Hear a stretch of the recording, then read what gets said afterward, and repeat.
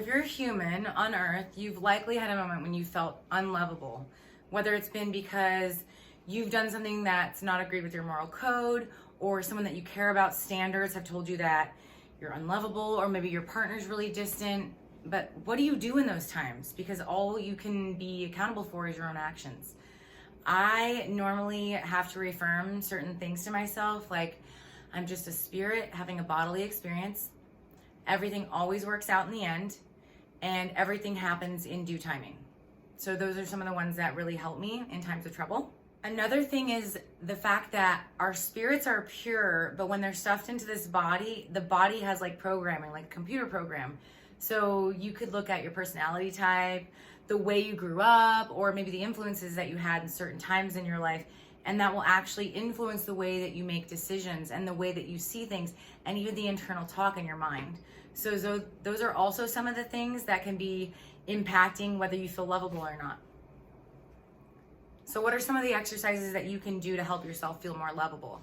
I like to do positive affirmations, where I literally speak out loud, like I am lovable, or I list the things that I love about myself, like I love that I love music, I love that I love animals, I love that I love people. It sounds very redundant, but the thing is, your cells hear you, and the only way to change like cell matter, if you will, from a negative to a positive is for them to hear it, because 70% of your subconscious thoughts are negative generally.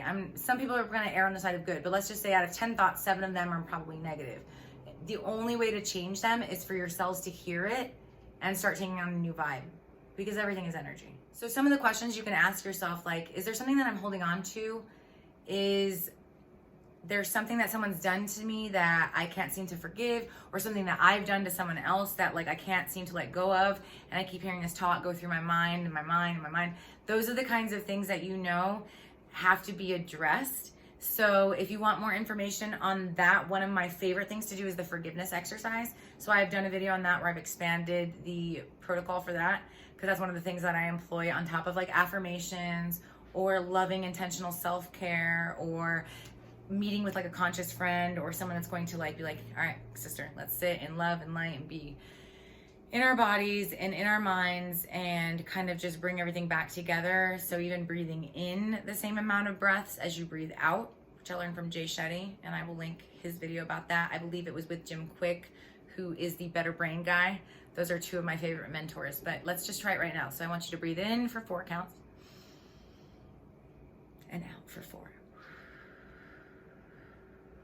In for 4 and out for 4. My final exercise is visualization. So if you have an idea of what that love should look like in your mind, like for instance, I really like from behind hugs, because it just feels very bear huggish. I've actually been in kind of like not a meditation because I was standing, but like a breathing point where I envisioned myself as an angel hugging myself from behind. And I felt that nurturing love that I was looking for, that maybe like my partner or my friends or my family wasn't able to give me, because again, we're all just people experiencing our life, learning our lessons, and trying to make it as a spirit stuffed in a body. So if you like this video and it was helpful, click subscribe and like, and I will see you for the next video. Definitely check out the forgiveness exercise.